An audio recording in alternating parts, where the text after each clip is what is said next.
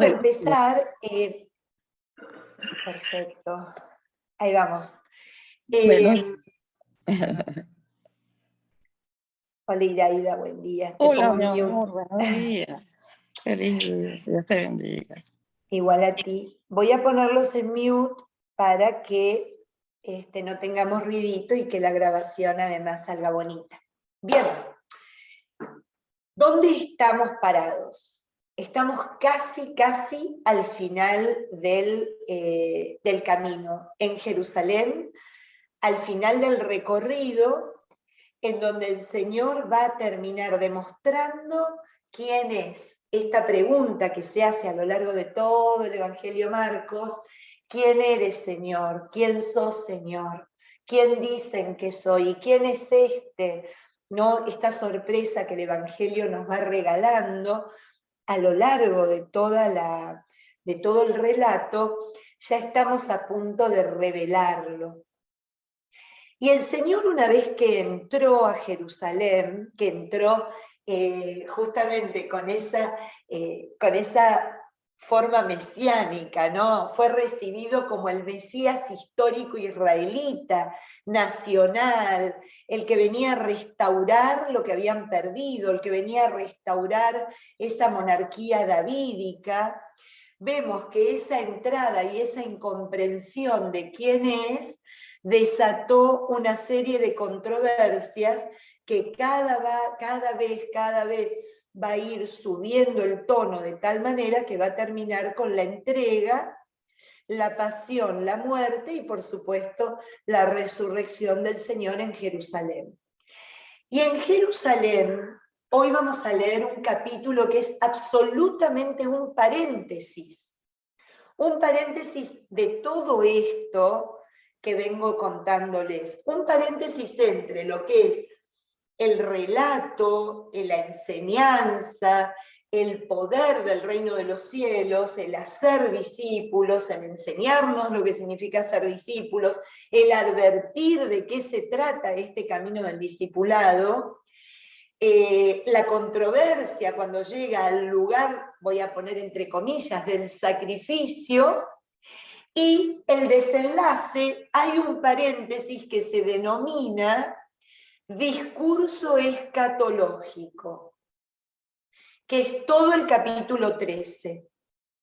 Un discurso complicado de entender, con un montón de características que son realmente muy significativas y simbólicas, y aparece en Marcos un género completamente desarrollado, antiquísimo para el judaísmo y muy propio de los momentos donde Israel estuvo sojuzgado, oprimido y maltratado, que es el género apocalíptico.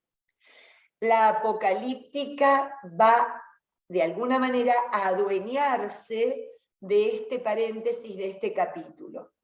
La apocalíptica, en este caso, muy interesante lo que leía del padre Picasa, que no es el centro ni es el fin que Marcos persigue, que sea un discurso apocalíptico, sino es una apocalíptica influenciada, perfumada, abrazada por el Evangelio.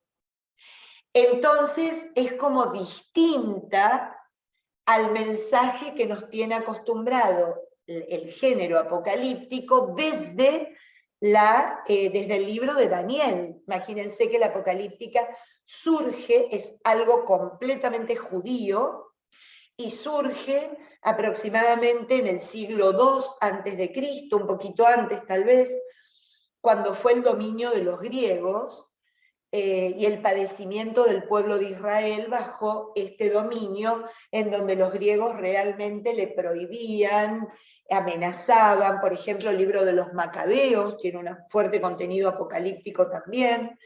Entonces, la apocalíptica surge como la respuesta de un momento de dolor, de persecución, de angustia. Esta respuesta de la apocalíptica es la esperanza, el consuelo y lo que vendrá, es mucho mejor de lo que estamos viviendo.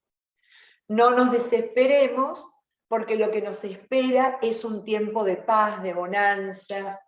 Bueno, acá la apocalíptica no es un tiempo cualquiera, en este caso en el Evangelio, sino que está relacionado al mensaje de la buena noticia. No es un tiempo de esperanza cualquiera que nos va a venir, no, es el tiempo que nos trae Cristo. Es este tiempo que desde que empezó el Evangelio nos viene diciendo que es el comienzo, el inicio, y que el Señor nos asegura de una manera contundente que ya el tiempo se cumplió, que ya lo pasado fue, y que está por darse y por comenzar un tiempo nuevo. Entonces, esta esperanza escatológica, escatos, fin, ¿no? El final del tiempo, el final de los tiempos. Cada vez que ustedes escuchan la palabra escatología, es el estudio del final de los tiempos y está íntimamente ligado a la apocalíptica. ¿No? Apocalíptica no significa final, ni término, ni nada. Apocalíptica significa revelación. Qué cosa más bonita. En la escatología, en el final de los tiempos, es Dios quien se revela. Por eso digo que la apocalíptica acá está abrazada por el Evangelio, porque Cristo, ya revelándose como el verdadero Dios, le da sentido a esta esperanza. Le da sentido a esto que nos regala y nos trajo, que es la vida eterna. Entonces, todo este paréntesis tiene mucho que ver con lo que veníamos contemplando en el capítulo anterior, en el final del capítulo 12, y algunas características del capítulo 12, que es con las que empezaré para poder enlazar. Hoy nos va a llevar todo el capítulo 13, el tiempo, definitivamente, ¿no? Y decía al principio que éramos muy poquitos, que estoy muy contenta. Yo la semana que viene no les puedo dar clase, porque bueno, el miércoles tengo el casamiento y va a ser un día muy complicado como para comprometerme con algo así, debido a que también estamos 2 horas por delante en Buenos Aires, y terminaríamos casi al mediodía y no puedo comprometerme, así que les pido disculpas que el miércoles que viene les voy a fallar. Pero fíjense cómo Dios hace perfecto todo. El miércoles de ceniza tenemos la pasión y la muerte del Señor. No me digan que no es genial para empezar la Semana Santa. Es absolutamente espectacular. Así que lo que vamos a ver hoy es el 13, para ver el 14 y el 15, el último día que vamos a ver Marcos. Ya después la Cuaresma lo haremos con la contemplación de otro libro, que les cuento que estoy muy seriamente considerándolo, si será Isaías, que es lo que más deseo, el segundo Isaías, o el libro de Job. Ahí los dejo, o los dos. Veremos por dónde arrancaremos, pero alguno de esos dos vamos a hacer para caminar juntos la Cuaresma. Pero hoy vamos a seguir caminando este capítulo 13 que tanto nos tiene y que tanto nos regala y que tanta confusión nos trae. Ya van a ver a medida que lo vamos leyendo, cómo mucho de las partes del capítulo 13, algunos lo toman para decir, uy, ya es inminente el final del tiempo, mirá, hay terremoto, hay guerra. Vamos a ver qué nos quiere decir el Señor con todos estos signos a los cuales va a apelar para justamente demostrar lo que significa el final. ¿El final de qué? A eso vamos a ir. Pero como hacemos siempre, vamos a empezar con la palabra, con el Evangelio, que hoy nos viene a iluminar de una manera muy linda. La verdad que es una belleza cómo nos va acompañando, cómo nos acompaña la palabra día a día, ¿no? Justamente la carta de Santiago, que se lee como primera lectura toda esta semana, tiene un eco tan grande de todo lo que venimos viendo en en los últimos miércoles, porque Santiago es el que nos enseña a ser cristianos. La carta de Santiago es para que aprendamos a vivir como cristianos. No es una carta, tiene connotaciones catequéticas, connotaciones prácticas. Esto que creemos es para vivirlo. Y hoy nos regala esto, y yo elegí la carta y no el salmo, para poder entrar en oración y predisponer nuestro corazón ante la presencia de Dios. En el nombre del Padre, del Hijo y del Espíritu Santo. Amén. Tengan bien presentes, hermanos muy queridos, que debemos estar dispuestos a escuchar y ser lentos para hablar y para enojarnos. La ira del hombre nunca realiza la justicia de Dios. Dejen de lado entonces toda impureza y todo resto de maldad, y reciban con docilidad la palabra sembrada en ustedes, que es capaz de salvarlos. Pongan en práctica la palabra y no se contenten solo con oírla, de manera que se engañen a ustedes mismos. El que oye la palabra y no la practica, se parece a un hombre que se mira en el espejo, pero enseguida se va y se olvida de cómo es. En cambio, el que considera atentamente la ley perfecta, que nos hace libres y se aficiona a ella, no como un oyente distraído, sino como un verdadero cumplidor de la ley, será feliz al practicarla. Si alguien cree que es un hombre religioso, pero no domina su lengua, se engaña a sí mismo y su religiosidad es vacía. La religiosidad pura y sin mancha delante de Dios nuestro Padre consiste en ocuparse de los huérfanos, de las viudas, cuando están necesitados, y en no contaminarse con el mundo. Contundente, Santiago. Claro como agua. No nos deja lugar a dudas. Así es toda la carta, déjenme decirle. Pero nos pone en esto en que Cristo nos ponía la semana pasada, la higuera, lo frondoso, aquello que es absolutamente atractivo a los ojos. Uno dice, ¡wow! La sacudimos así y no larga ningún fruto. Santiago nos previene de no caer en ese tipo de religiosidad, en la religiosidad de lo frondoso, de lo extraordinario, de lo ampuloso, de la demostración sin límites, pero del vacío interior que también es sin límites, porque el vacío del hombre tiene el tamaño de Dios, como diría un querido profesor de mi marido del seminario. No hay otra cosa que llene el vacío del hombre que el tamaño de Dios, que Dios mismo.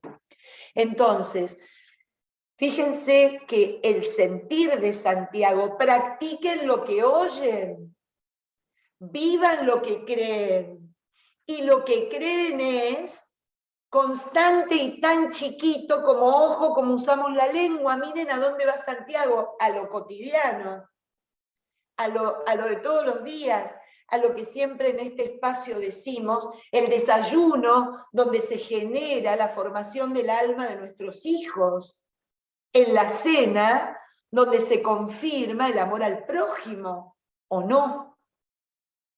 Entonces, Santiago nos pone ya en el camino en que Cristo la semana pasada, depurando al templo, echando y haciendo que este lugar deje de ser cueva de ladrones, cueva de mercantes, una simple gestión de orden material, para convertir el templo que somos cada uno de nosotros en un auténtico lugar de encuentro sincero, verdadero, sin límites de entrega, ¿no? Y todo eso como resultado trae los frutos aparejados. Frutos deliciosos, frutos carnosos, frutos buenos, para que la viuda, el huérfano y el extranjero tenga de dónde comer y saciar el hambre que pueden llegar a tener. Esa es la fe encarnada, la fe religiosa, el estar atentos. A mí me mata cuando el Señor hace esas miradas circulares, como que nada quiere que se le escape, ninguna necesidad, ningún signo de lo que lo rodea para dejar de influenciarlo, de perfumarlo, de hacerlo a su manera. Y a nosotros nos enseña lo mismo. Nuestra vida tiene que ser de atender, de estar constantemente atentos, vigilantes. Hoy nos lo va a regalar y nos lo va a decir. Pero fíjense cómo la lectura de hoy nos predispone a entrar en esto, y pidiéndole al Señor que ese sea nuestro sentir y nuestro vivir, síntesis, espejo, pero no de una imagen deformada, espejo de Cristo, espejo del Señor que habita en nuestro corazón, para llevarlo, para mostrarlo, para regalar la esperanza que hoy nos va a querer regalar a nosotros. Así que este sea nuestro sentir y nuestro pedir, y que realmente no encuentre un corazón endurecido y una mente entorpecida, como la que veíamos que tenían sus discípulos en el Evangelio, que no entendían nada, que nosotros podamos entender, Fíjense, entender, tender hacia Él y hacia nuestros hermanos, siempre en tendencia, ¿no? Esto de ir hacia el encuentro. Amén. Vamos a poner todo esto en su corazón y en sus manos. Patri, perdón, ¿qué capítulo de la carta a Santiago leíste? Me imagino que si no es el 1 es el 2, porque se está, ya te lo digo, espera que lo cerré. No, lo tengo abierto. 1, todavía el capítulo 1. Santiago tiene 5 capítulos, lo que pienso es que van a estar día a día, todavía siguen en el 1. Yo no sé si abarca esta semana lo que es los días de semana, no el domingo no, de lunes a sábado, si la completarán o continuarán la semana que viene, pero es una carta bellísima. En algún momento la haremos para poder deshilacharla toda y hacerla propia. Oye, tan de estos tiempos, Patri. Es que la palabra de Dios es presente y es actual, o sea que siempre va a ser tan de estos tiempos. Qué belleza, gracias, Patri. Siempre va a ser para hoy, estemos en el año en que estemos. Bien, entonces vamos a empezar con el capítulo 13. Me voy a ir un poquitito para atrás, un poquito nomás. La imagen de la viuda. La imagen de la viuda da origen a lo que empieza ahora. La viuda que la pone como maestra, la pone como ejemplo, la pone como inspiración al final de lo que fue este paso por el templo y esta discusión y estos temas tanto que abordó en el capítulo anterior y que nos enseñaron. La viuda, al depositar en entrega absoluta todo lo que tenía, nos pone en esa sintonía. Esto se trata de entrega, y de entrega total y absoluta, de entrega de vida. Y es en este espíritu y con este sentimiento y meta que comienza este capítulo 13. Un capítulo 13 que va a seguir aclarándoles a los discípulos. Yo después les voy a hacer un comentario al respecto, ¿no? Porque me da un poquito de pena también los pobres discípulos, porque los discípulos eran judíos, vivían y esperaban ese mesianismo judío, ellos estaban esperando que se cumplieran las promesas de los profetas, de Moisés, de todos los que lo rodeaban a lo largo de la historia de la salvación, y lo último que esperaban es que el Señor venía a decirles lo que les va a decir en este capítulo. Entonces un poco los entiendo, pobres, ¿no? Me pongo en el lugar de ellos, y claro, esta sorpresa de hoy los va a dejar como en una cuerda en tensión, vibrando, ¿no? Para que nosotros entendamos por qué hoy casi que se queda con los 4 que empezó. De hecho, se va a quedar con los 4 que empezó. Va a arrancar con los 12, pero se queda con los 4 nada más. Y un poco tiene que ver esto que les digo, la incomprensión lógica de unos judíos que esperaban el Mesías victorioso, nacionalista y particularista, que defendiera a Israel, que liberara a Israel y que impusiera el reino de David, a algo completamente distinto. Les viene a romper todos los esquemas, lo que hace con nosotros. Es un rompedor de esquemas, ¿no? Y lo bien que hace, porque nos saca de la zona de confort. Así que vayamos al capítulo 13, versículo 1.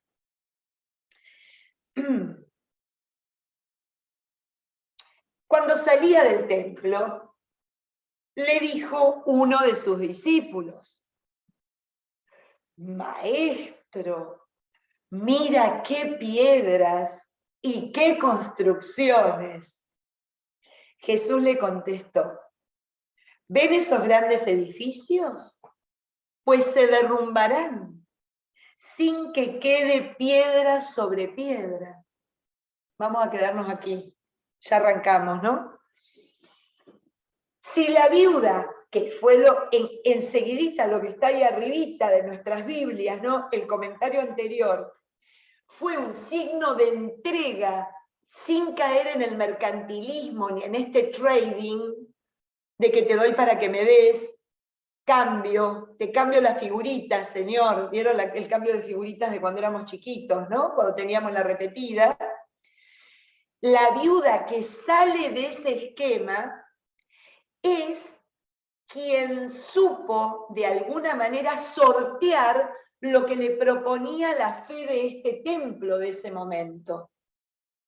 Y miren ustedes la reacción de los discípulos. ¡Wow, Señor! Mira qué piedras, mira qué sustento, qué fortaleza.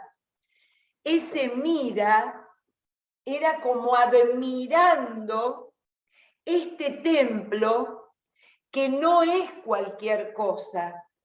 Nosotros tenemos que entender que el templo de Jerusalén es un espacio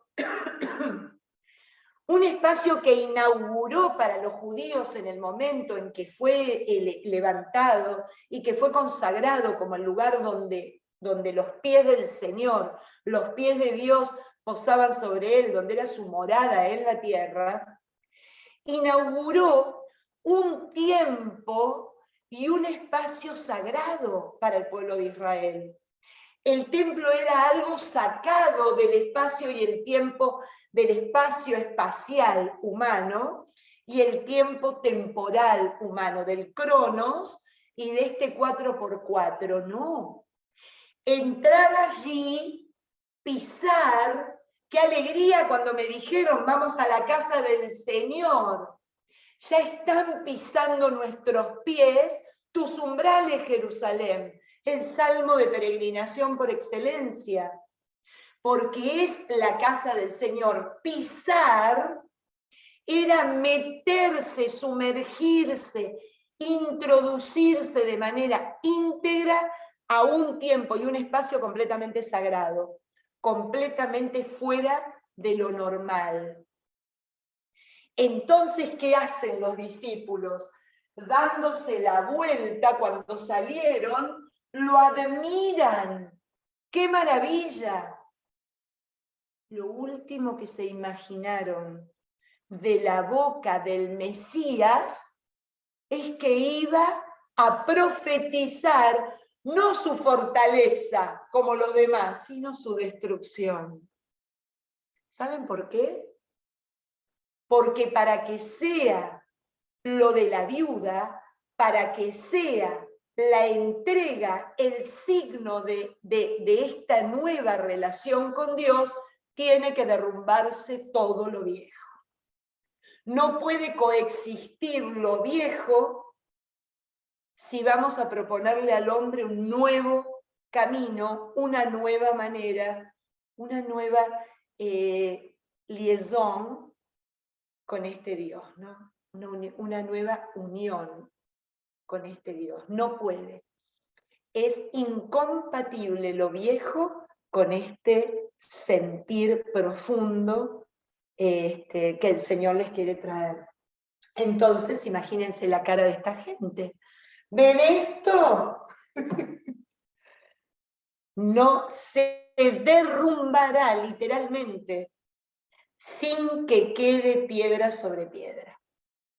Obviamente que aquellos que sostienen que el Evangelio de Marcos fue anterior a la destrucción del Templo de Jerusalén, ven concretada la destrucción del Templo de Jerusalén y Jerusalén completa por los romanos como el signo anunciado por Cristo. Pero también va más allá de lo histórico, porque lo que se derrumba es una actitud. Y déjenme decirles algo, es una actitud que podemos tener hoy nosotros, como decíamos la semana pasada. Nos quiere derrumbar esa vieja actitud ritualista, vacía, cumplidora, pero carente de sentido y de corazón, ¿no? Ahí es a donde nos quiere llevar. Entonces, claro, desde el versículo 3 en adelante, vamos a ver que el Señor empieza a hablar como de un tiempo de un bautismo final.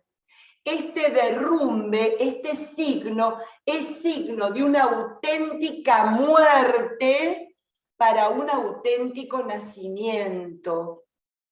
Tiene que ser así. Tiene que ser así. Entonces, claro, esta gente ya estaba completamente y absolutamente desconcertada. Y miren lo que sigue. Estaba sentado en el Monte de los Olivos. El Monte de los Olivos, para que ustedes se den una idea y para que tengan una noción, es ese lugar donde sacamos la foto más linda de Jerusalén. ¿Vieron? Con la cúpula dorada, que se ve todo. Bueno, ese es el Monte de los Olivos. Sentado allí, muy cerquita de ese lugar, un poquito más abajo, hoy día donde está la iglesia de Dominus Flevit, que significa, y el Señor lloró basándose en el Evangelio según San Lucas, que es donde llora contemplando Jerusalén. Ahí en ese lugar es donde se sienta en medio de los olivos para contemplar la ciudad. Y dice así, enfrente del templo, presten atención, Pedro y Santiago, Juan y Andrés le preguntaron aparte, ¿cuándo sucederá todo eso? ¿Cuál es la señal de que todo esto está para acabarse? Imagínense. Jesús empezó a decirles, cuidado que nadie los engañe. Se presentarán muchos en mi nombre diciendo soy yo, y engañarán a muchos. Cuando oigan ruido de guerras y noticias de ellas, no se alarmen. Todo eso ha de suceder, pero todavía no es el final. Porque se alzará pueblo contra pueblo, reino contra reino, habrá terremotos en diversos lugares, habrá carestías. Es el comienzo de los dolores del parto. Fíjense qué belleza, perdónenme, pero es bellísimo lo que nos dice. ¿A quién se llevó? Se llevó a los 4 que empezó en el mar de Galilea diciéndoles, vengan que los haré pescadores de hombres. Se los lleva para iniciarlos, para de alguna manera enseñarles esta pesca escatológica, esto que está por venir, esto que los supera en todo lo, porque lo va a decir ahora en unos minutos, en todo lo que ellos puedan hacer. Esta es tarea de Dios, una advertencia. Y lo hermoso es que los que preparó para ser pescadores de hombres, para sacar a los hombres de la desolación, de la angustia, de la tiniebla, de la tristeza, ¿no? Proclamándoles el reino de los cielos, es invitarlos a que se animen a ese parto, a ese nacer de nuevo. Por eso es un bautismo final, ¿no? Es como el tiempo del bautismo final. Comienzo de los dolores de parto, porque vamos a volver a nacer, pero como criaturas nuevas. Y fíjense que vamos a volver a nacer como criaturas nuevas y en parte también relacionándonos con esto que el Señor también va a sufrir en la tierra, donde la tierra lo va a parir nuevamente, va a resucitar de entre los muertos y va a iniciar así la vida eterna, invitándonos a todos a que nos asociemos.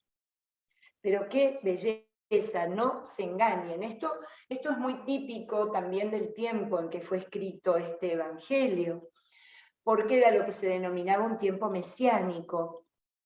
Por día aparecían un montón diciendo, yo soy el Mesías, vengo acá para salvarlos, síganme a mí. Mesías de todos los colores, formatos y lenguas, que uno se puede imaginar.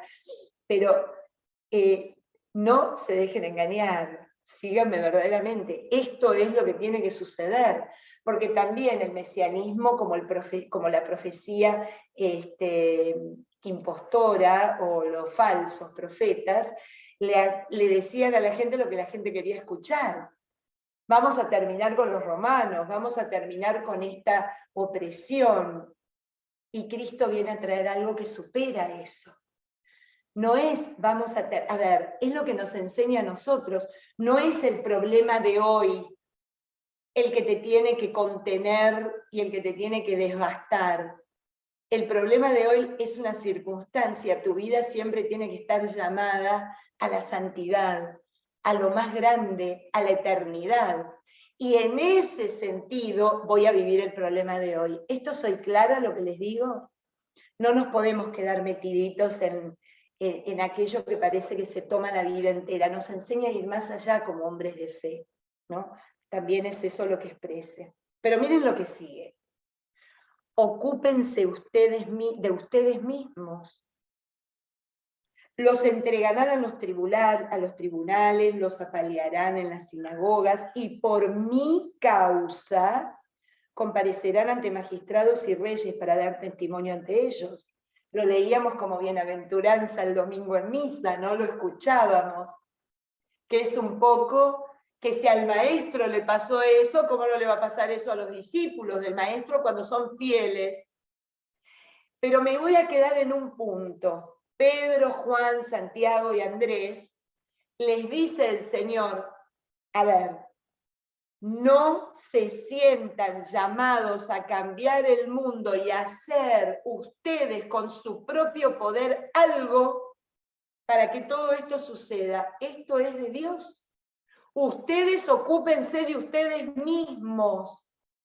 ¿Qué es esto de ocuparse de ustedes, de nosotros mismos? Porque lo traigo a nuestra realidad. Es tener presente lo que significa vivir la persecución, el maltrato, que te hablen mal, que te apaleen, que te dejen de lado, ocupándome de mí mismo, de mi perseverancia, de mi entrega, de no aflojar, ¿no? No tratar, como a lo mejor nos venía enseñando el Señor a lo largo de todo el Evangelio, de empezar a criticar al otro que no lo hace. Ocuparse, hay un dicho muy, bueno, no es ningún dicho, ¿no? Siempre lo he escuchado a Adrián cuando en alguna prédica mi marido decía, nos tenemos que convencer que lo primero que nos pide el Señor es que nos salvemos nosotros. En este sentido, nosotros lo que debemos perseguir como primera meta es nuestra santidad y nuestra salvación, que si lo hacemos va a ser en tono de entrega, y en la entrega va el mover al otro que también trabaje, viva para su salvación y para su santidad. Pero esto qué bonito, porque tengo que entender que tengo que empezar conmigo mismo, no es mi hermano, soy yo, ¿no? Por eso el Señor, ocúpense de ustedes mismos, los entregarán. Y miren lo que sigue. Va a haber entrega, porque los van a entregar. Va a haber una entrega de parte de ustedes a esa entrega, ¿no? Parece un juego de palabras. Pero antes va a haber anuncio, va a haber evangelio, va a haber evangelización. Pero antes se ha de anunciar en todas las naciones la buena noticia. Fíjense cómo va cambiando. Si acá se anunciaba una noticia particularista, nacional y para un determinado pueblo, todo esto les va a pasar a ustedes cuando evangelicen al mundo entero. Se rompe la exclusividad, se sale en búsqueda de todos los hombres y todo hombre, todo ser humano que habite en esta tierra. Entonces, entrega y anuncio, ¿no? Un nuevo nacimiento que les va a traer, por ende, un sentido de entrega y un compromiso de anuncio. Y sigue. Cuando los conduzcan para entregarlos, de nuevo la palabra entrega, no se preocupen por lo que les tendrán que decir. Lo que Dios les inspire en aquel momento es lo que dirán. Porque no serán ustedes los que hablen, sino el Espíritu Santo. Entonces, fíjense, entrega y Espíritu Santo.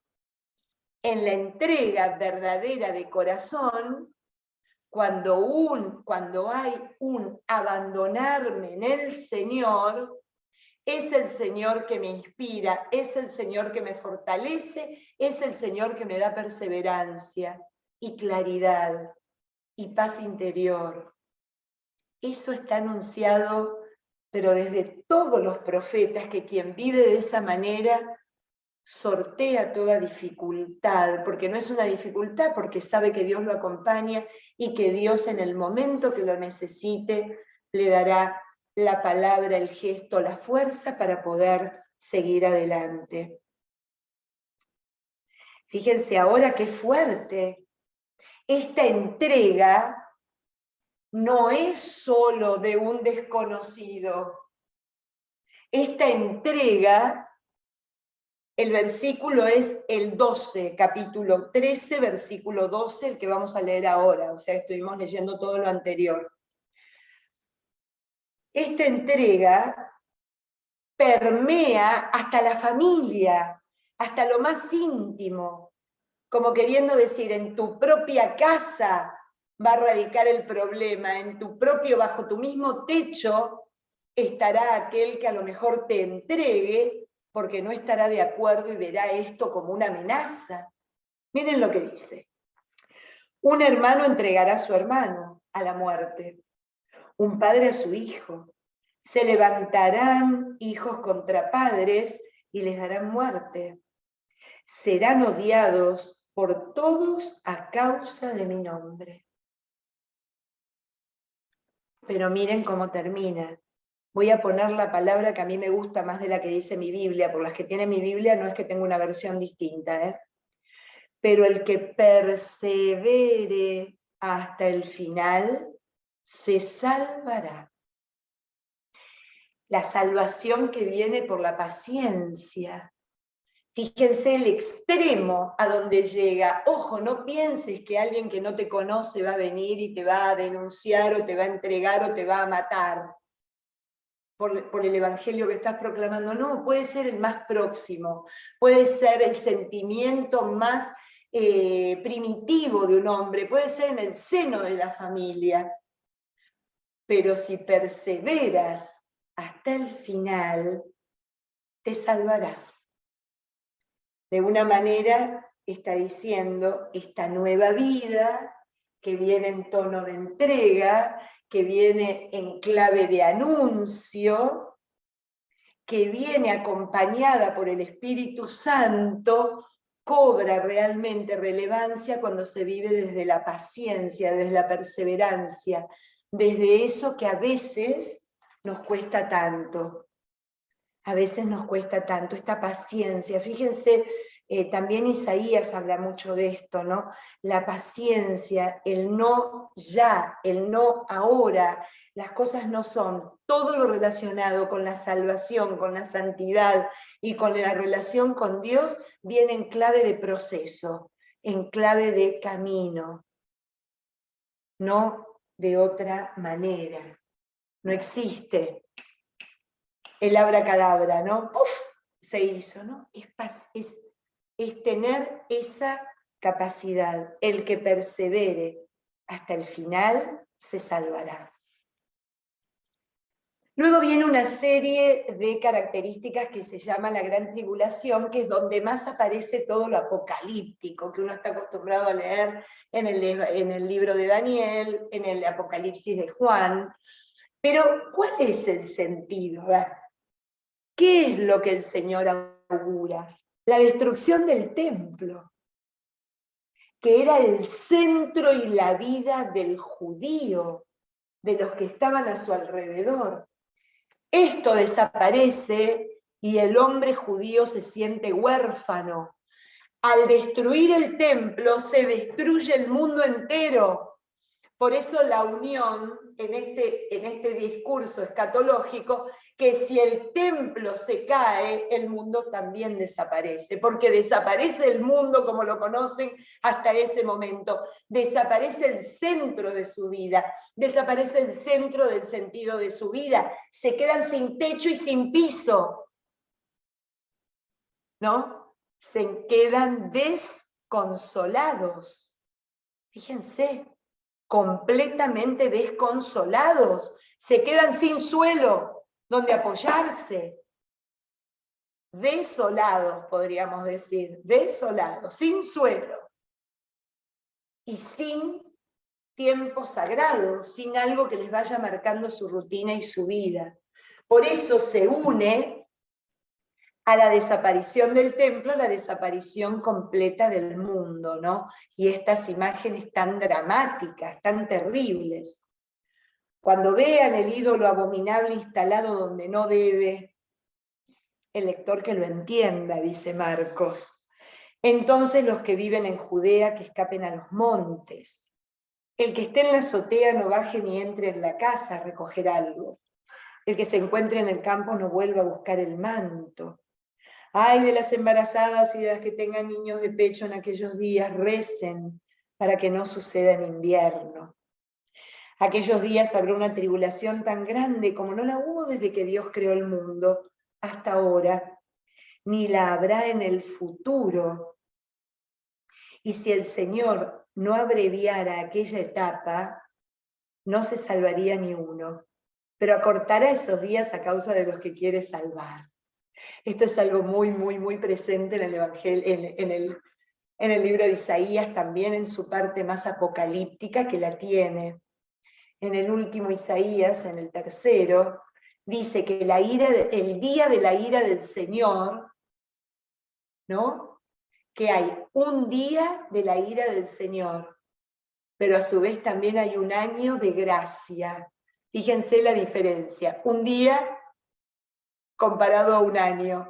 Un día es la ira y es un año la misericordia, como queriendo demostrar que prevalece la misericordia de Dios por sobre lo que es el castigo, la justicia, porque Dios es justo y misericordioso, tampoco es que le da lo mismo cualquier cosa, pero mucho más atento a la misericordia que al enojo, que que a la penitencia, ¿no?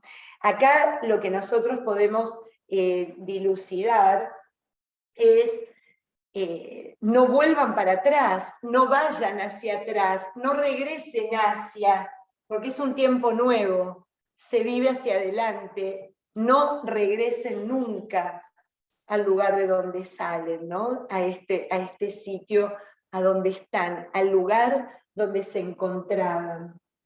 Fíjense que son imágenes fuertes, pero de final de ciclo. Todo es diferente. A mí me encanta porque el Apocalipsis, Isaías, en su aspecto apocalíptico, nos dice, hay un cielo nuevo y una tierra nueva, porque hay un hombre nuevo.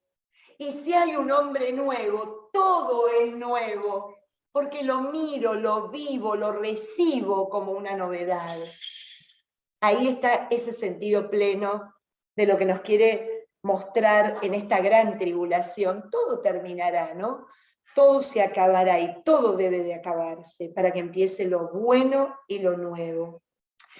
Inmediatamente vamos a encontrarnos con el tema de la vuelta del Señor, lo que se denomina la parusía.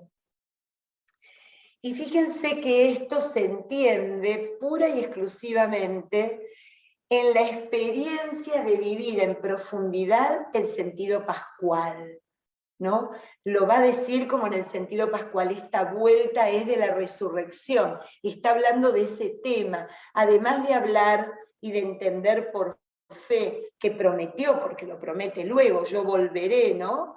Y es lo que estamos todos esperando, su venida, su segunda venida, al final de los tiempos justamente, pero aquí, en este punto, ese último final también lo relaciona con esa venida del último tiempo, lo relaciona con esta vuelta de este bautismo, de esta muerte al cual en breve va a ser sometido el Señor. Dice lo siguiente: en aquellos días, después de esa tribulación, el sol se oscurecerá. Acuérdense, clave pascual, ¿no? Clave pascual. La luna no irradiará su resplandor. Las estrellas caerán del cielo y los ejércitos celestes temblarán. Entonces verán llegar al Hijo del Hombre entre nubes con gran poder y gloria. Y enviará a los ángeles para reunir a sus elegidos desde los cuatro vientos, de un extremo de la tierra a un extremo del cielo. Aparece, ¿se acuerdan? La figura de esto que mencionaba él cada vez que hablaba de su pasión. Cuando Pedro lo confiesa, tú eres el Mesías, el Hijo de Dios, él empieza a anunciar diciendo, bueno, el Mesías y el Hijo de Dios tiene que, no, el Hijo del Hombre, ¿no? El Hijo del Hombre, este Hijo de Hombre como figura profética, pero este Hijo de Hombre que a través del Evangelio tiene características muy concretas después de haber llegado a este capítulo 13. Este Hijo del Hombre que fue sembrador del reino, sembró el reino en la tierra, lo expandió, sembró el reino en el corazón de todo aquel que se le acercó. El Hijo del Hombre que no es triunfalista, sino que es el Hijo del Hombre que sufre, pero este sufrimiento no es un sufrimiento sin sentido, no es un sufrimiento por el sufrimiento mismo. El Hijo del Hombre al sufrir se hermana, se hace empático con lo que a mí me pasa. Este Hijo de Hombre no es ajeno, no me invita, por eso qué mal cuando a veces pensamos que solo nos tenemos que relacionar con Dios a través del sufrimiento, del padecimiento, del castigo. Cuanto peor nos sentimos, más cristianos somos. Lejos de eso, ¿por qué? Porque Él asume el sufrimiento para que nuestro sufrimiento cobre un sentido distinto. ¿Es claro eso? Esto es lo que hace este Hijo de Hombre. Siembra el reino y sufre para que yo no piense que algo de lo que a mí me pasa quedó sin pasarle a él. Todo lo padeció, a todo fue de alguna manera expuesto. Y otra cosa, a su vez, es el Hijo del Hombre que vendrá en la gloria, que vivirá la gloria, que tendrá la gloria y el poder, porque hizo todo este proceso. El reino, el sufrimiento y la gloria, el camino del cristiano. El camino del cristiano. No se queda en el sufrimiento un cristiano. No nos quedamos en el Viernes Santo, amigos míos. Nosotros somos proclamadores del Domingo de Resurrección, entendiendo que para que haya Domingo de Resurrección tiene que haber Viernes Santo, pero no me puedo quedar metida ahí adentro. Si no, no habré completado este esquema que el Hijo del Hombre me viene a traer, ¿no? Ese es el sentido del Hijo del Hombre de Marcos, que cambia un poco la imagen media fantasmagórica, poco clara, enigmática, del de los profetas, especialmente del de Daniel. ¿Quedó claro esto? Bueno, ya en un ratito los dejo para que preguntemos, ya falta poco para terminar el capítulo. Y vuelve la higuera, pero en este caso lo toma como ejemplo, volvió a tomar a la higuera, pero como ejemplo natural, ¿no? Como esto de que cumple un ciclo. Iba a decir, aprendan del ejemplo de la higuera, pero el ejemplo no el ejemplo que nos venía dando en los capítulos anteriores, sino esto, ¿no? Cuando las ramas se ablandan y brotan las hojas, sabe que está cerca la primavera. Lo mismo ustedes, cuando vean suceder aquello, sepan que el fin está cerca a las puertas. Les aseguro que no pasará esta generación antes de que suceda todo esto. El cielo y la tierra pasarán, pero mis palabras no pasarán. ¡Qué belleza! ¿Cuál es esta generación? Mi hoy. Esto que decía, no me acuerdo si Hortensia, ahora se me chispoteó, el presente, mi hoy, ¿no? Hace de cada presente la generación definitiva de la historia, la generación definitiva porque en mi hoy, cuando entro en relación con Dios, ya se está dando todo este anuncio. No es otro tiempo, esta generación, mi hoy, mi presente. ¿No? El cielo y la tierra pasarán, pero mis palabras no pasarán. ¿Por qué? Porque la palabra de Dios es eterna y no terminará jamás. Viene desde toda la eternidad y va hacia toda la eternidad, nos abarca por completo, ¿no? Y aquí tanta confusión que algunos amigos nuestros nos meten a veces, ruido y miedo, ¿no? Dice, en cuanto al día y a la hora, no los conoce nadie, ni los ángeles en el cielo, ni el Hijo, solo los conoce el Padre. Estén atentos y despiertos, porque no conocen el día ni la hora. Fíjense qué belleza lo que nos está diciendo. A ver, en estas generaciones donde se produce este encuentro hacia lo escatológico, hacia lo apocalíptico, hacia la revelación de Dios en nuestra vida. Pero el tiempo de cuándo se terminará lo que vemos, cuándo pasará, cuándo llegará el juicio final, que tanta gente tiene miedo y a veces dice, está cerca y mirá lo que pasa. ¿Sabés qué? No importa que sea hoy, mañana, la semana que viene, dentro de 25 millones de años, porque lo que me pide el Señor en este tiempo, que es hoy, es que esté despierto y vigilante. Esa es la tarea del hombre de fe. En entrega, en anuncio, ¿no? En salida, como diría el Papa Francisco constantemente, despierto y vigilante. Esa es mi función, estar despierto y vigilante, that's it. No tengo que estar preocupado de otra cosa, porque miren, si uno se pone a pensar, el tiempo llega a cada uno el día que se termina su historia. Ese día, y quién sabe cuándo se termina nuestra historia, ¿no? ¿Cuándo caerá, como dice el español, la última hoja de mi almanaque? Pero sí tengo la posibilidad en mi hoy de vivir en plenitud lo que se me dio, en vivir en plenitud lo que se me pidió y en prepararme en plenitud a la misión que se me encomendó. Es lo único que puedo. Entonces, en lugar de preocuparnos como cristianos, diciendo, ¡ay, qué barbaridad! ¿Será el COVID? ¿Será el terremoto? ¿Será el maremoto? ¿Será el huracán? Es mi hoy, es este hoy, porque a lo mejor es el último hoy. Y qué maravilla, porque si vivo este hoy como mi último hoy, mañana va a ser el primer día de mi hoy. Y es ahí a donde nos quiere meter Cristo en este discurso escatológico, no dejándonos meter en un tiempo y en un espacio miope, chiquito, acotado, porque somos hijos de la eternidad. Estamos llamados a la eternidad, y la eternidad es este instante ahora, el ahora mismo, este compartir, y esta sucesión de instantes que, como decía un gran filósofo de la historia, el instante es la chispa que se produce en el encuentro de Dios con mi vida.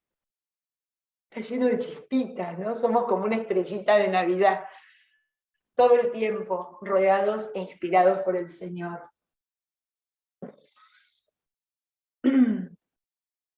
Será como un hombre que se va de su casa y se le encarga a sus sirvientes, distribuye las tareas y al portero le encarga que vigile, ¿no? Esta hermosa metáfora que pone como para... Así pues, vuelve a insistir una y mil veces, estén atentos, porque no saben cuándo va a llegar el dueño de casa. Si al anochecer o a medianoche, o el canto del gallo, o de mañana, que al llegar de repente no los sorprenda dormidos. Lo que les digo a ustedes, los digo a todos. Estén atentos. ¿No? Qué lindo todo lo que dice.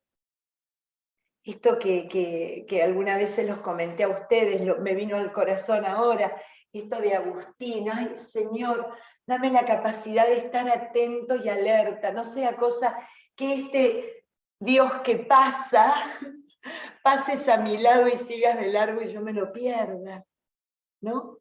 Este vivir atento, atentos. Fíjense que atentos no es obsesionados, ¿no? Hay que tener una espiritualidad sana. Hay que vivir de una manera sana la espiritualidad que el Señor nos trae. Fíjense el ejemplo que pone como rutinario, como de la vida de todos los días, ¿no? Es como un hombre que se va de casa, le encarga a sus sirvientes, distribuye las tareas, como queriéndonos decir, vivan su vida como la vienen viviendo, pero estén atentos a mi persona, estén atentos a mi presencia, estén atentos a mi palabra, porque es lo único que va a permanecer, todo lo demás va a pasar, ¿no? Ahí es a donde nos llama el Señor. Es imposible, al menos para mí, obviamente que Mateo concluye su discurso escatológico aquí, porque termina el paréntesis, leí algo así como que es un paréntesis de descanso. Yo decía, ¿qué descanso? Pero bueno, es un descanso porque nos explica lo que tanto nos da temor, nos explica de que el fin no es nada más que el inicio de algo mejor, ¿no? Ahí está el sentido de la apocalíptica judía, el fin no trae nada más que algo nuevo que está por nacer. No hay fin, de alguna manera, ¿no? Y lo que viene ya es pasión y muerte. O sea, es un paréntesis, no es algo que esté relacionado de alguna manera, de manera de relato, ¿no? Pero me es imposible, si bien estamos en Marcos, dejar de mencionarles a ustedes cómo lo aborda Mateo.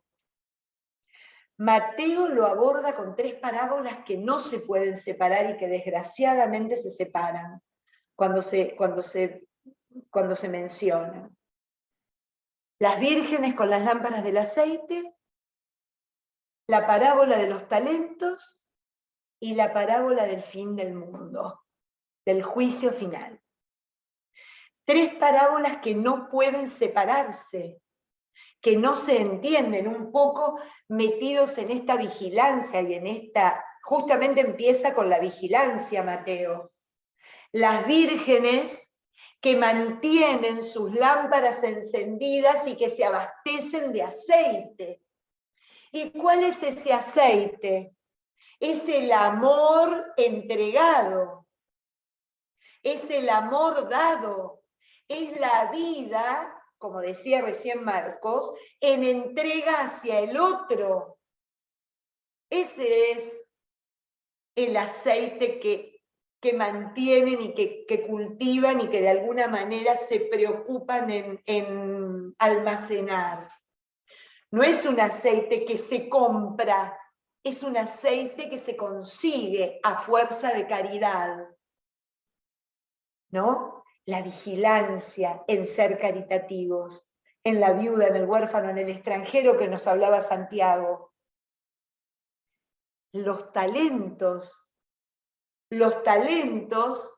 es justamente, miren qué bonito, no habla de talentos, hablan de que el rey entregó su riqueza a sus súbditos. ¿Y qué es la riqueza del rey sino su amor? El rey entrega de sí su don a cada uno y se los da para que lo multipliquen. De nuevo, la caridad y el amor.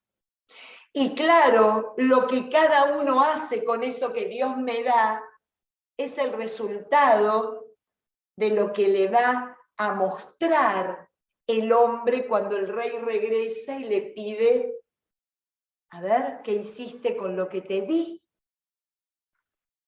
Para finalizar, preguntándonos y haciéndonos partícipes de un juicio en donde a lo que se va a recurrir y lo que le va a interesar a Dios es cómo se vivió el amor acumulado, lo que hice con ese amor y cómo lo hice. ¿Le diste de comer? ¿Le diste de beber? ¿Lo vestiste? ¿Lo visitaste? ¿Lo enterraste? ¿Fuiste a verlo a la cárcel?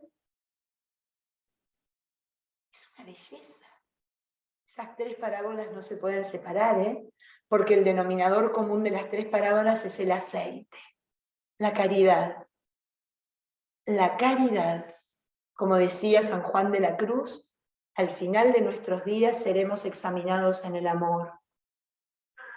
Y la vigilancia debe de ser en eso, no estar como gente incauta mirando el cielo y viendo, a ver, leyendo el diario, y será hoy, será mañana, será pasado, y mientras tanto como el hombre que no se animó y tenemos enterrado el talento, tenemos enterrado el amor de Dios, tenemos la incapacidad como las mujeres incautas, de no hacer nada, total alguien nos dará de lo que le sobre, ¿no? Fíjense qué belleza, cómo los evangelistas en sus distintas versiones nos presentan este discurso escatológico, que al final de lo único que nos tenemos que preocupar cada día y cada noche en hacer una listita de cómo usamos el aceite, de cuánto producimos y qué manera lo dimos en entrega, ¿no? Al otro que lo podía necesitar. Es lo único que nos tiene que preocupar. Ahí radica la vigilancia, ahí radica el estar despiertos. Algo muy judío. En el capítulo 2 del Evangelio, del libro de Isaías, el que escribió verdaderamente Isaías, dice, me dan asco sus sacrificios, me repugna su incienso, porque lo que yo quiero es el corazón, lo que yo quiero es que se ocupen en la justicia y el derecho, lo que yo quiero es que atiendan al huérfano, a la viuda y al extranjero. Cuando hagan eso, vengan y entonces allí podremos hablar. Capítulo 2, imagínense todo lo que viene detrás. Pero como verán, ¿por qué se los traigo a Isaías? Porque justamente es el sentir de lo que significa ser pueblo de Dios, ser elegido de Dios, ser llamado por Dios a eso, a esto. Y qué bonito, porque Marcos nos dice, es como un nuevo comienzo, ya que así como llamé a Pedro, Santiago, Andrés y a Juan para que me acompañen e inicien el sembrado del reino, en este punto también los llamo a ellos para que de alguna manera resignifiquen esta nueva etapa, esta nueva manera de vivir, cuando todos bautizados ya tengamos la oportunidad de vivir como tal, de vivir como auténticos bautizados en Cristo, en el Espíritu Santo, en ese que dijo Juan el Bautista, que él traería y que él bautizaría. Así que espero que les haya gustado el capítulo 13. A veces se rehúye, o no sé, hay miedo de leer eso, no sé, porque se malentiende. Nosotros entendemos que es un signo de esperanza, un signo de consuelo, un signo de inicio, un signo de que nos invita a atrevernos, a morir para vivir, a entregarnos para salvarnos y a perseverar hasta el final, como nos decía Santiago en estos días también, porque de esa manera podremos compartir con el Señor el banquete, nada más ni nada menos. ¿Alguna pregunta, comentario, no haya quedado algo claro? Hablen ahora o callen por lo menos por 15 días.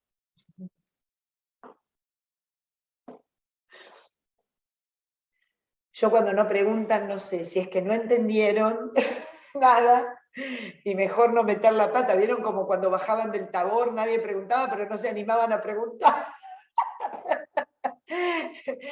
O porque bueno, está todo clarito como chocolate espeso. ¿Algún comentario? Tenemos unos cuantos minutos, así que...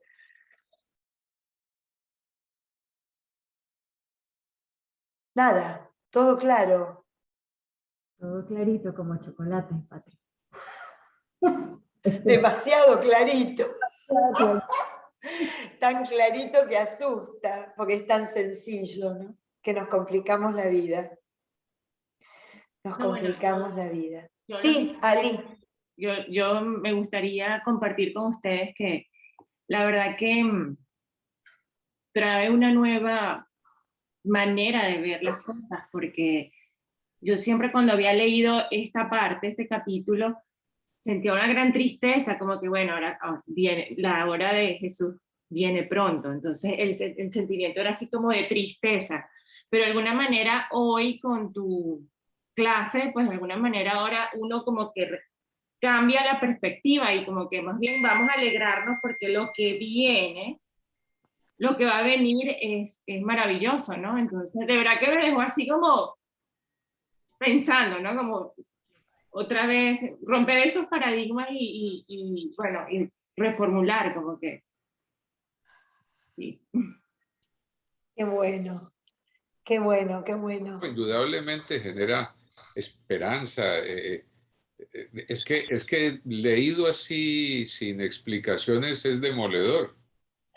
Puede ser demoledor, porque definitivamente sí se identifican en todos los tiempos, porque esto de las guerras y todo eso no es nuevo. El mundo ha sido siempre así. Así que, sí, como acaba de decir, perdón, que no recuerdo. Alicia. Definitivamente sí se enciende una luz de esperanza, y hay que buscar, porque eso no es una sola conversación, hay que buscar la alegría de esto. Hay que encontrar la alegría, no es porque lo leímos y evidentemente tus explicaciones han sido valiosísimas, pero hay que encontrar la alegría. Volver a leer y volver a encontrar, a encontrarnos con esa palabra.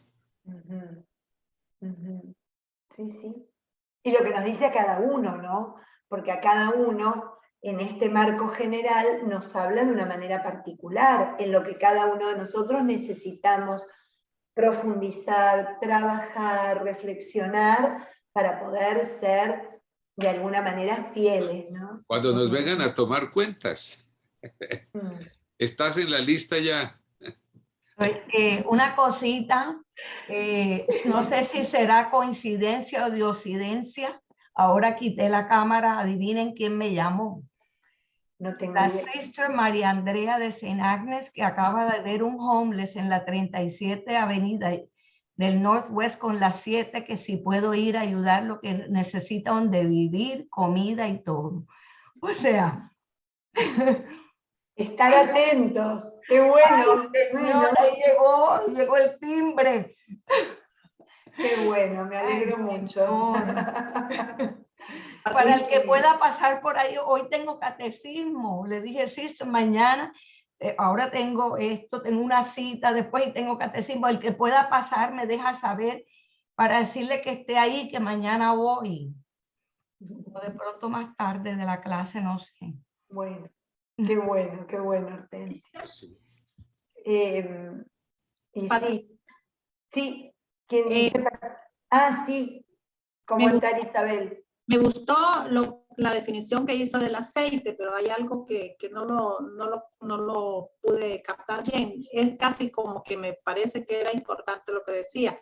Amor es ser entregado, dado hacia el otro, se preocupa en almacenar, se consigue a fuerza de, dijo algo bien bonito que no lo capté. A fuerza de entrega, ¿no? Es el darnos lo que nos da, que es lo que veíamos hoy, que es lo que el Señor habla tanto en Marcos, esto de serán entregados, cuando los entreguen, la entrega, ¿no? La palabra entrega es la clave. La clave. Gracias. De nada, a ti. Necesitamos Bueno. necesitamos muchas conferencias tuyas, muchas clases, Ay, no, que va. para ir Vamos a seguir igual conectando, hasta ir donde hilando las cosas. ¿Qué va? Ustedes recuerden algo que yo lo digo siempre en el principio de los cursos. Benedicto XVI habla de la inocencia del culpable, ¿no? En este sentido. Que muchas veces cuando decimos, hacemos o cometemos algo en orden a lo espiritual, no somos culpables de lo que no sabemos. Por ende, la persona de alguna manera lo salva su inocencia por no saber, por no haber oído, Estamos en el horno, Francisco, nosotros.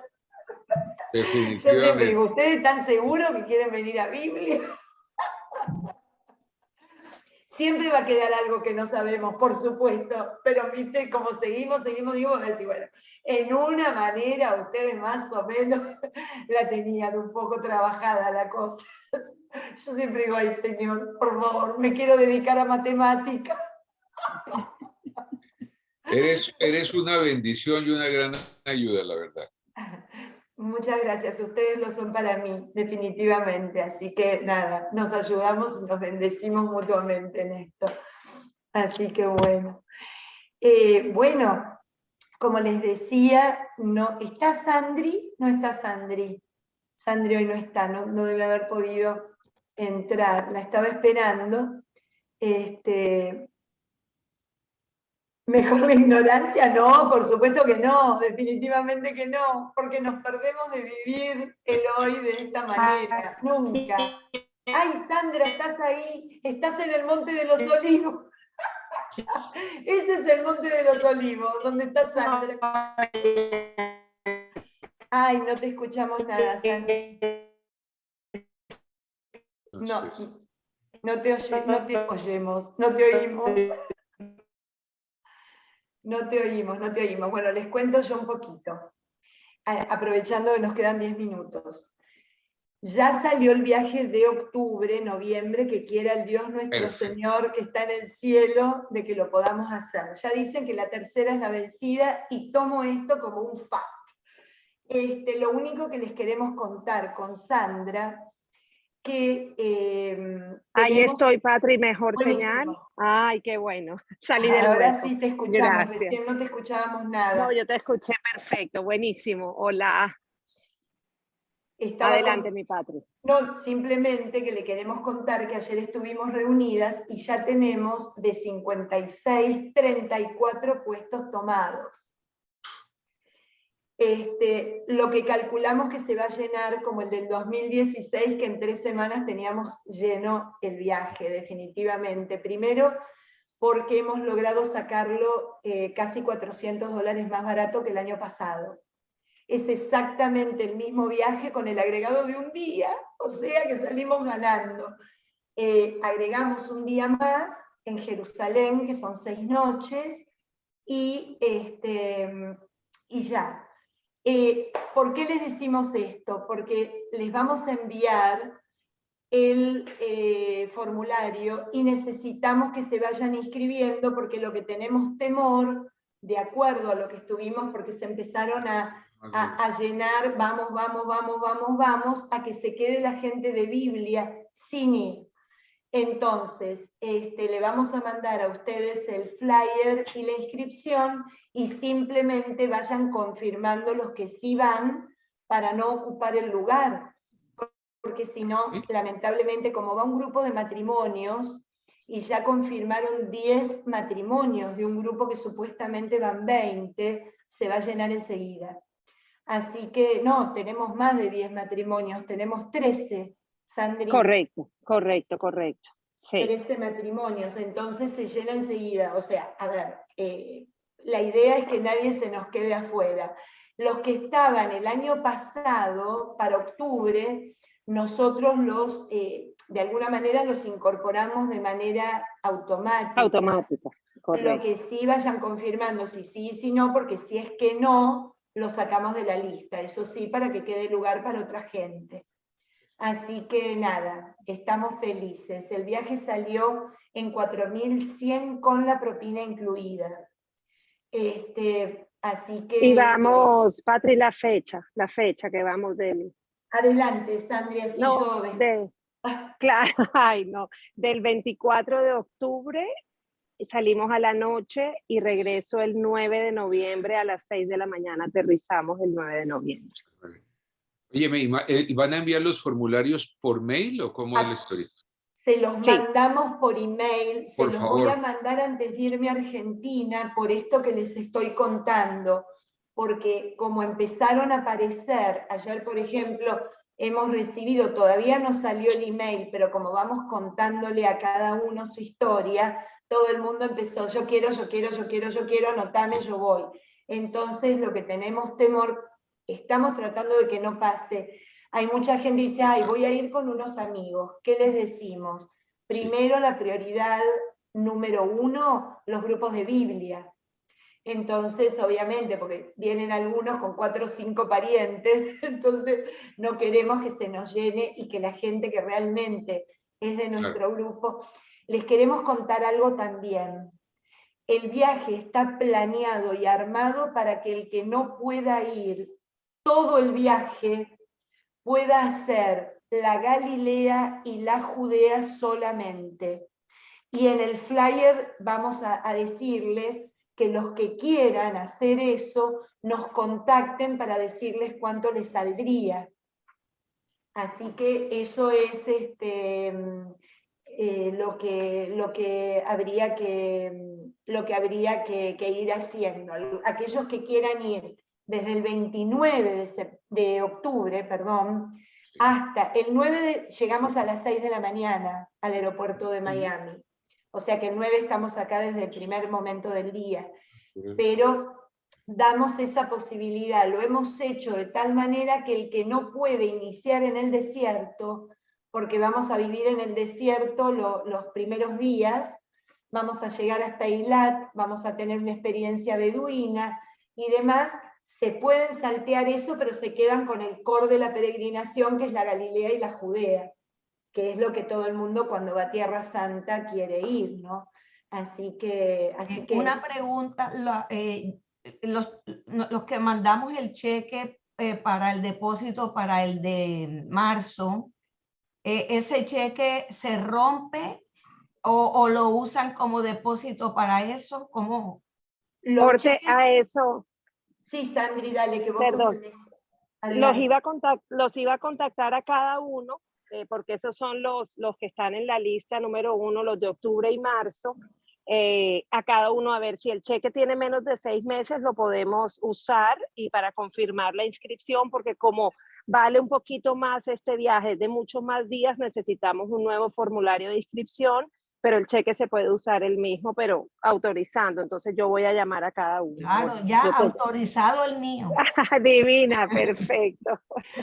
Así que bueno, nada, le queríamos, disculpen que me tomé el atrevimiento de estos últimos minutos, pero nos parecía importante claro. porque es esencial que lo sepan, ¿no? No sea que después cuando nos pasó en el 16, que fue muy gracioso porque nos avisa la señora de la agencia, a las 3 semanas que mandamos el flyer estaba el cupo lleno y empezamos a tener lista de espera.